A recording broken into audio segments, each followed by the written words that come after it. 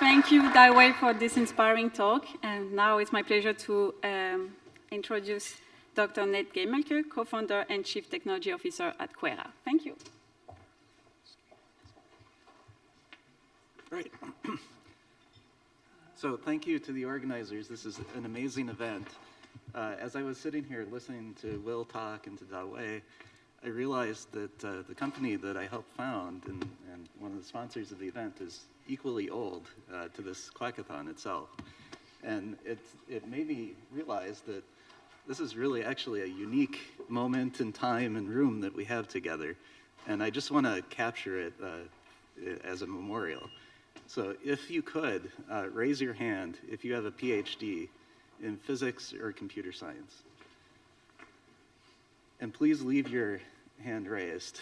And then if you do not, and you are pursuing a PhD or you have a bachelor's degree in one of those fields or another field, could you please do this because it's a quackathon?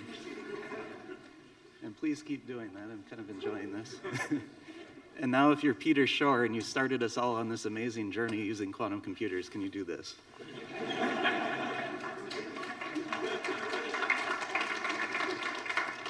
And I'm actually going to take a video, so please keep doing it. All right. Thank you. I started on my quantum journey about 25 years ago, and I have to say that that was the highlight of my life.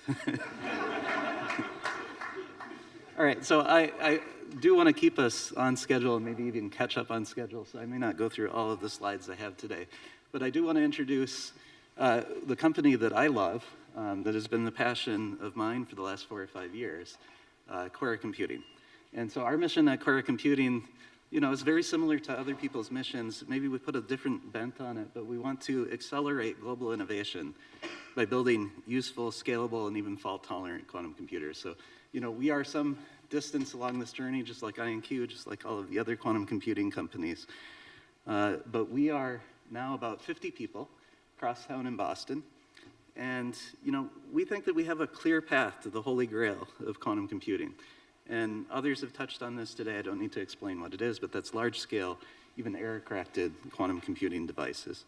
And so what we do as a business is really turn research breakthroughs, and a lot of them are happening, you know, on this sacred ground here at MIT and at Harvard, and we translate those into commercial devices that everybody can use. And as evidence of that, you guys are going to use one of our machines, or some of you will use one of our machines. We have dozens of organizations, hundreds of users already executing jobs on our quantum computers. And importantly, we are hiring every day and expanding this team. In fact, this 50 plus is a little bit out of date. I think we made the slide last week. We're now at 55 or 60. So please, if you're interested in joining this journey with us, let me know. Okay, so just, you know, neutral atoms are really what distinguishes QuERA from other types of quantum computing companies and hardware. And we really love neutral atoms as qubits for one really simple reason. I call them God's qubits. In a sense, they're the perfect size little mechanical machine to make a qubit out of. And why do I say that? Well, they don't have too many particles and they don't have too few particles.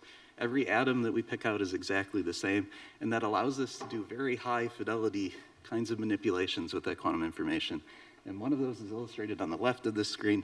We can make very high fidelity gates, and I think Will captured this accurately in a plot that he showed. We can get to 2 qubit gate fidelities of 995 with these atoms. And of course, this is a work in progress. That result was just 2023. Now, we can also really scale up the neutral atom quantum computers that we make for a very simple reason. Those atoms are neutral. We trap them in optical tweezers, focused laser beams, and we cool them down to very low temperatures, not even using cryogenics, just using tricks of laser cooling. But it's very easy for us to put very large collections of these things together. So it's routine nowadays to see pictures where you've got a bunch of dots on the screen, maybe 10,000 of those dots, and every one of those dots is another single atom that we're using as a qubit.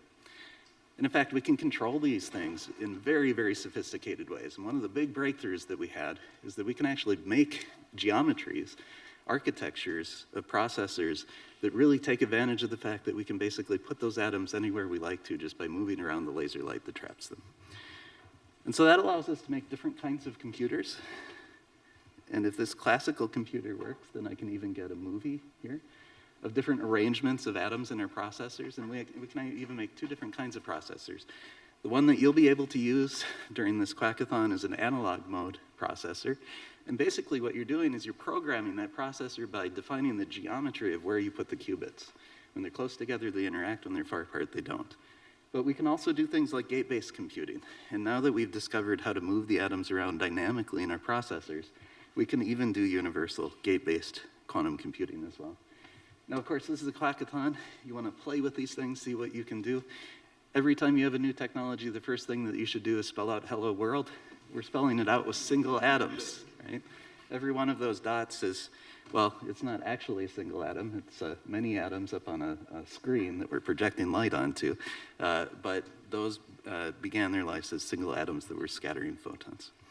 Okay, so also I just want to say, we put our first computer online right before, 2 hackathons ago. In fact, one of the very first groups of users was the iQuHACK hackathon users.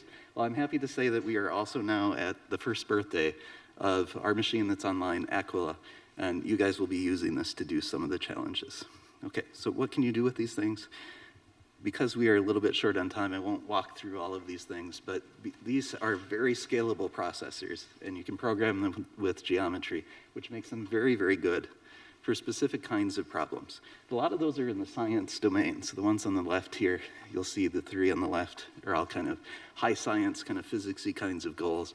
The one on the right is actually processing real kind of NP-complete computer science kind of problems using a quantum computer, and that's the maximum independent set problem. Okay, so I do want to just put one last thing, is that we can also now start to do tricks with these atoms that we're really excited about. And so this video here on the right is showing what I mentioned before, that now that we know how to move these atoms around in real time, we can actually implement all-to-all connectivity, get any atom to talk to any other atom just by moving them around. And as evidence, what you're seeing on the right there is actually producing the toric code on a torus. Okay, and so that's going well beyond geometry. We're actually using the ability that we can now move these atoms around. Now we can start to dream about kind of that new era of quantum computing where we get past through all those breakthroughs, and we can start to think about things the way that real engineers start to think about quantum computers. We can start talking about architecture, right? And because we can move the atoms around, we can move them through different zones in an architecture that includes storage, entanglement, and readout zones, where every zone is kind of optimized and specialized for that purpose in the quantum computing architecture. And so now we have to think about those things in engineering disciplines that really affect how do we get these things to efficiently produce the kinds of codes and the kinds of algorithms that we want to implement. Okay, so that's everything that I had to say. It's the end of my slideshow. And I think I may have crashed this thing. Nope. Okay, it's okay. All right, thank you very much.